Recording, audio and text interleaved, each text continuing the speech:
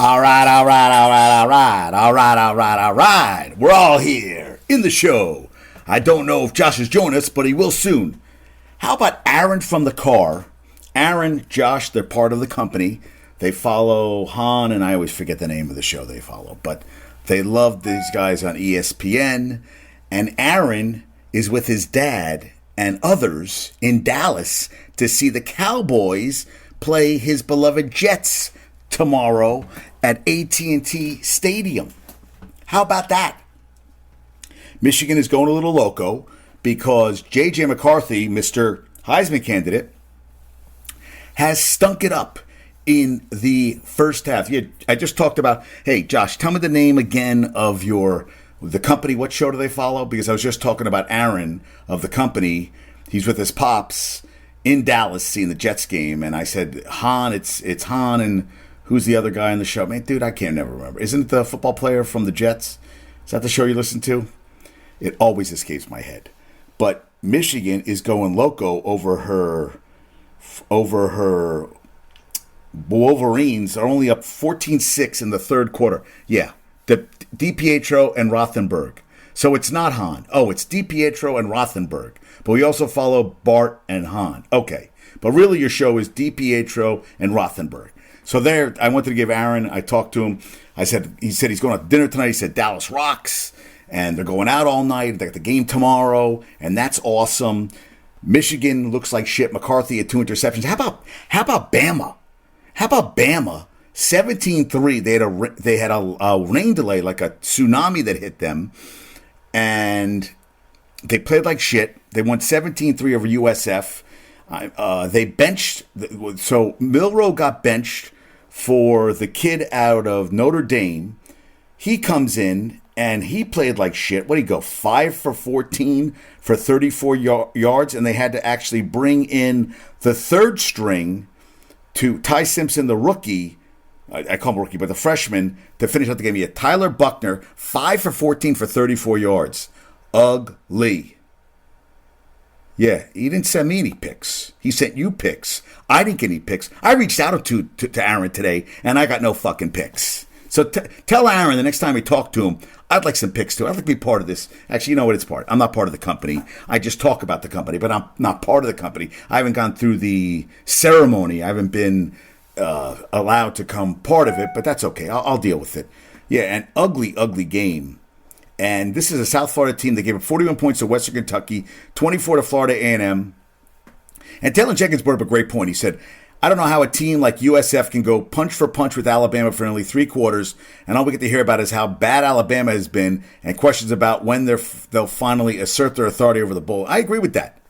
I totally agree with that. I mean, I think there's something to be said about that. Let's give props to the team that's playing well as opposed to, Alabama sucks. Well, does that mean Texas is? I think Texas is a damn good team. So I don't think that's a thing. Oh, I'm an honorary member. Thank you, Josh. I'm an honorary member. I think Texas is legit this year. But actually, you know what? They were losing to Wyoming. And then Kevin Skarbinski brought up a good point. Blake Sims for Bama had Heisman finalist Amari Cooper, who might be out tomorrow with a groin injury for the Browns, which could be bad. Jay Coker had Derrick Henry running back. Whether it's Jalen Miller or Tyler Buckner, this year's first-year quarterback, does not have that kind of security. They do not. And, sometimes teams have, you can't be, you reload. Eventually, you can't reload all the time. I got a picture up. They have the statue of Barry Sanders at Ford Field. They play Seattle tomorrow. First home game after that awesome opening win against the Chiefs. Dan Campbell, Jared Goff, Jamar.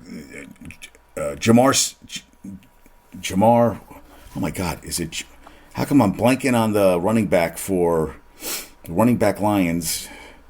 Jamar Riggs, running back Lions. Oh man, yeah, Jamar Gibbs. They have a damn good team this year. Pretty good. So they have the statue up. Barry Sanders is one of the best. And I think I read that he's going to have a documentary on his life on Amazon. And too bad he played on shitty teams. Imagine if he would have played on some good teams. That would have been awesome. Yeah, Jamar Gibbs. Thank you so much, Josh. And, so I want to talk a little bit about that. They got the win today. I was going to look up some football scores because I was trying to see, Michigan is, I'm trying to check all the scores now because I was going to watch TV. I want to watch the Noche UFC tonight. I want to watch Grasso versus Shevchenko. There was a fight that just ended. They said it was stopped incorrectly. I mean, how do you, these are professional fighters. How do you stop a fight incorrectly?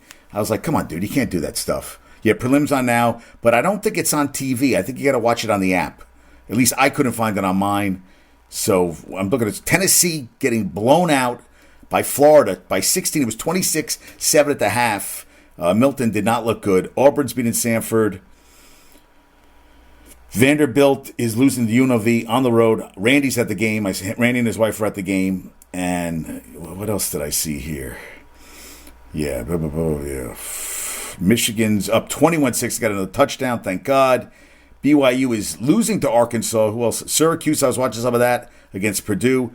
Pitt, West Virginia's up 7-6 at the half. And Texas is up 10-7 on Wyoming in the second quarter. You knew there'd be a little bit of drop-off. Hawaii, they said maybe they'll have an upset today. It did not happen. Yeah, it was stopped. That fight, the fight they said, but incorrectly stopped, they said. That's what they said. Not the refs' first time doing that. Yeah, okay. Well, so they screwed up. The refs screwed up, called the fight too soon, and it should have been stopped. They should have let it go. Yeah, they always do that shit. So Hawaii, Oregon, I thought Oregon was going to... Yeah, Hawaii's not good this year. Come on. Clemson's blowing out FAU. TCU's up on Houston. I'm going to see that game in a couple weeks. Yes, he did screw it up. Yes, well, that's... Did you see Boston College? 18 penalties today. The end of the game, they were going to get the ball back, and they got called for their 18th penalty, which was a program record for a face mask. And instead of getting the ball back with like a minute left down by 2, they let Florida State run at the clock. And I did not like Florida State's uniforms. It was like this red that is not their color. I thought it was shit. I want to talk to Sam about that because I don't think she would love it either. Penn State, I saw that. LSU blew out Mississippi State 41-14. How about Missouri? Yeah, that is crazy. It is crazy, yeah. That game was crazy. And Missouri kicker, this and he is a chunkified dude. They kicked a 61 Harrison Mevis 61-yard field goal. 61-yard field goal to win the goddamn game. Can you believe that? 61 yards field goal to win the game. I was like, holy shit. It was the longest field goal in SEC history. Yeah. 61-yarder. They beat Kansas State 30-27. Previous long was 60 back in 82. I had to look this up, but there is a Thicker Kicker burger. He's called the Thicker Kicker. Thicker Kicker, that's his nickname. There's a Thicker Kicker burger, 2 3-pound beef patties, 4 strips of bacon, Colby Jack cheese, an onion ring, lettuce, tomato, and a special sauce, which is a sweet chipotle mayo that Mevis selected himself during an extensive sauce tasting session, and he's a chunky chunk. So if you see him, he's like the old. Remember the backup quarterback from Kentucky, Jared Lorenzen, who passed away. He had a huge weight problem. This kid is a big kid. He is a very big kid. But it was the longest kick since 84. Back in 84, Kevin Butler. Remember Kevin Butler on the Bears? And Florida's Chris Perkins also kicked 60-yard field goals. Back in 82, Fuad Revez for Tennessee kicked 60. But in 89, this was before 89 when they got rid of the flat tee. So the longest field goals since then have been a 58-yard field goal and a 57-yard field goal. So this guy kicked from 61 and got the win. Greg, the leg is out. Yeah, Zerline is out for the Jets. And they brought in the kid from what's his name? The guy from yes, Austin Siebert. But okay. Now did you hear this, Josh? And Jet fans, all you Jet fans out there, did you hear that Aaron Rodgers believes he can make a return for the playoffs because of this innovative surgery underwent on his Achilles? Renowned orthopedic surgeon Dr. Neil L. Atrache and his team performed a procedure to place an internal brace called an Achilles speed bridge on Rodgers' fully torn left Achilles. There's no guarantees. The speed bridge protects the repair and opens up the possibility of an earlier return. But could it happen? It's a new process designed to have an athlete fully recovered in as little as 4 months from what is normally a season-ending injury, per sources informed of the procedure. He could have a shot